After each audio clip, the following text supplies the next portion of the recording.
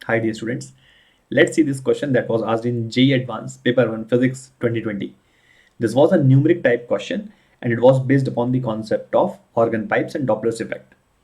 I think this was not a very difficult question and many students in India would have collected marks for this.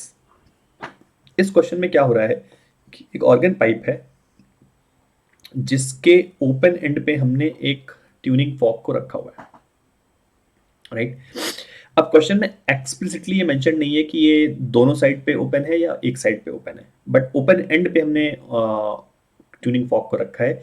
इस side के बारे में we do not know, तो it doesn't matter. इस we will see shortly कि इस information की जरूरत भी नहीं है।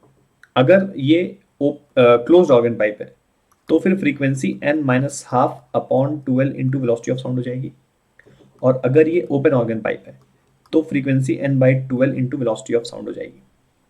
अब क्वेश्चन में बोला जा रहा है कि इस ट्यूनिंग फॉर्क को हम इस एक्सिस पे 2 मीटर पर सेकंड से मूव कराएंगे एंड रेजोनेंस को मेंटेन रखने के लिए smallest percentage change in the length of the pipe ये कैलकुलेट करना है, ठीक है।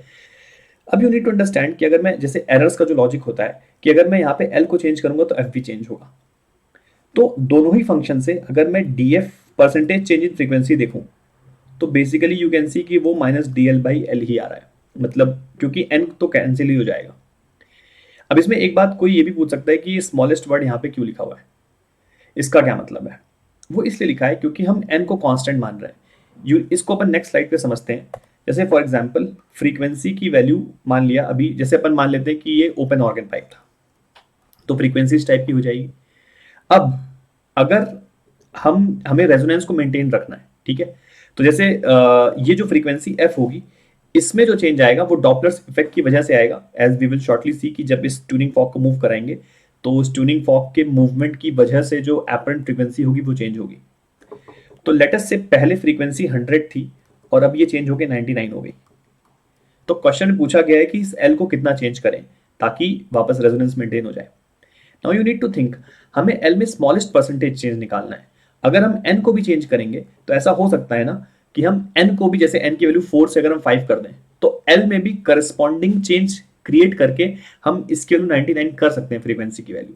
सो what I am trying to say कि एन की वैल्यू को अगर मैं 4 से 5 कर दूं तो एल में थोड़ा ज्यादा चेंज करा के इस फैक्टर को वापस 99 क्रिएट किया जा सकता है। बट हमें इस एल में स्मॉलेस्ट परसेंटेज चेंज चाहिए, तो इसलिए हम एन की वैल्यू को बिना चेंज किए एल में बहुत स्लाइड चेंज करा के इस वैल्यू को 99 क्रिएट कर सकते हैं। Hence the idea is to keep N constant and just find the change in the L.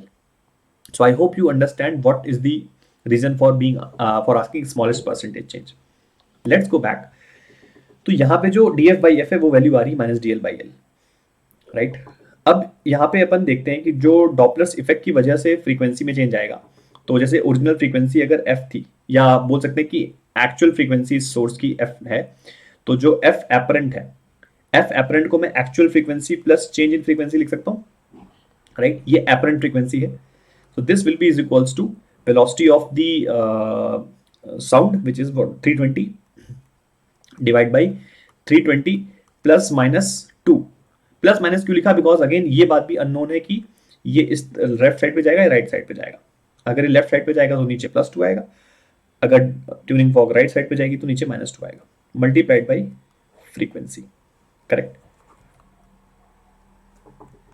Okay, now इस पूरी इक्वेशन को अगर हम f से डिवाइड कर दें तो 1 plus D F by F is equals to 320 upon 320 plus -2, right.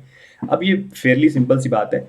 इसको अगेन मैं Doppler's effect binomial theorem use करके नीचे से अगर 320 कॉमन लेता हूँ तो 320 ऊपर लिखा हुआ है और नीचे 320 कॉमन लेने के बाद क्या बच रहा है, 1 प्लस माइनस 2 अपॉन 320, राइट। तो ये 320 कैंसिल हो जाएगा, ये वाला फैक्टर ऊपर आएगा और बाइनोमियल थ्योरम को यूज करके we can write 1 minus plus 1 upon 160, ये पावर -1 बन जाएगी। तो -1 जब बाइनोमियल थ्योरम से निकलेगी तो ये प्लस को माइनस कर देगी, माइनस को प्लस कर देगी। अब माइनस प्लस हमें बस ये बताएगा कि फ्रीक्वेंसी बढ़ेगी या घटेगी, is very simple as that, ठीक है। तो यू कैन सी इस बात से कोई फर्क नहीं पड़ता कि ये ट्यूनिंग फॉर्क लेफ्ट साइड पे जाएगा राइट साइड पे जाएगा, इसका रिलेवेंस है ही नहीं क्वेश्चन के अंदर, क्योंकि परसेंटेज चेंज तो सेम आएगी, एक केस में इंक्रीज होगी एक केस में डिक्रीज होगी। तो 1 plus D F by F. अब ये 1 और 1 कैंसिल हो जाता है, डी एफ बाई एफ की वैल्यू हम यहाँ से रख सकते हैं D L by L. Again हमें फिर से मैं माइनस साइन को स्किप कर रहा हूँ, मैं खाली मैग्नीट्यूड इक्वेट कर रहा हूँ बिकॉज हमें खाली परसेंटेज चाहिए। तो डी एल बाई एल की वैल्यू कितनी आती है 1/160 which when converted to percentage will become 0.625%। अब आईआईटी ने इसका आंसर 0.62 से लेकर 0.64 तक दिया था। क्या दिया था आईआईटी ने आंसर, हमारा आ रहा है 0.625, आईआईटी ने जो आंसर दिया था वो 0.62 से लेकर 0.64। रीजन इसका ये होना चाहिए मेरे हिसाब से कि हमने जो आंसर निकाला है वो बायनोमियल थ्योरम यूज करके निकाला है, तो यहाँ पे बायनोमियल थ्योरम से अप्रोक्सीमेशन होती है, मतलब it will be a very close answer to the correct answer, but exact value नहीं है ये। तो अगर किसी बच्चे ने, आईआईटी ने भी एक्सपेक्ट यही किया है कि आप बायनोमियल से निकालो, बट अगर किसी बच्चे ने एग्जैक्ट कैलकुलेशन करके निकाला होगा तो उसका आंसर इससे स्लाइटली थोड़ा सा डिफरेंट आएगा। तो उस चीज को अकाउंट में लेने के लिए आईआईटी ने आई गेस एक रेंज दी थी। तो आई hope you would have enjoyed this solution. That's all, thank you.